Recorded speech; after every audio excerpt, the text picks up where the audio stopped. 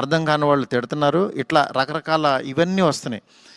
ఇట్లాంటి దాంట్లో అప్పుడే మాత్రం డిసైడ్ చేయొద్దు దయచేసి. రిజల్ట్ కొంచెం వెయిట్ చేయండి, ఓపికగా చూడండి. నిజంగా ప్రభాస్ గారి అభిమానులు కొంతమంది అంటే అందరూ యాక్చువల్గా డిసప్పాయింట్ అవ్వలేదు, కానీ సాటిస్ఫై అవ్వలేదు.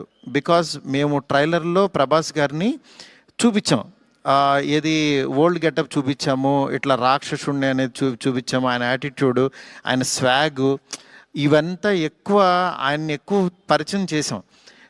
థియేటర్లోకి వచ్చినప్పుడు మాత్రం జర్కీగా ఆయనేరని వెతుక్కునే ప్రాసెస్లో మేము చూపించే కథని బ్రెయిన్కి ఎక్కించుకోలేకపోయారు కొంచెం ఆ డిసప్పాయింట్మెంట్లో.